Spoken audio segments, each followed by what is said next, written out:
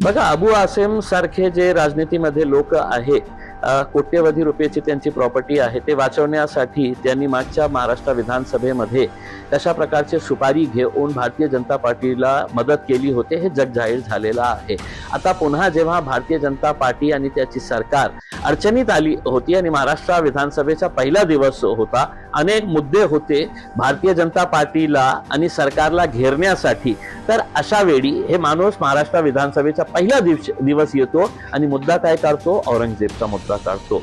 ते अशा प्रकारचं वक्तव्य करून ते सामान्य मुस्लिम जे लोक आहे त्यांना किती त्रास सहन करावा लागत आहे। छोट्या छोट्या गावामध्ये कशा त्यांच्यावर प्रेशर येतो अशा प्रकारचं वक्तव्य केल्यानंतर, पण हे सगळं माहीत आहे की त्यांची जवळकी कोणाच्या सोबत आहे, म्हणून ते मुद्दा काढला।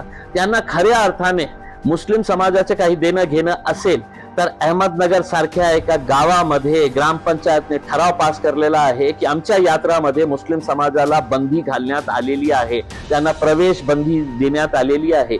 हे मुद्दा महाराष्ट्रासाठी महत्वाचा आहे की 400 वर्षापूर्वी काय झालेला आहे ते मुद्दा महाराष्ट्रामध्ये विधानसभामध्ये काढणं म्हणजे, म्हणून मी हे अबू आसिम सारख्या नेत्यांना जास्त महत्व देत नाही आहे, कारण महाराष्ट्राला माहीत पडलेलं आहे की हे माणूस कुणाच्या जवळ आहे। आणि समजा त्यांनी देवेंद्र फडणवीस आणि भारतीय जनता पार्टीची मदत केली नाही तर त्यांच्याकडे खूप मोठी फाईल्स आहे अबू आसिमची।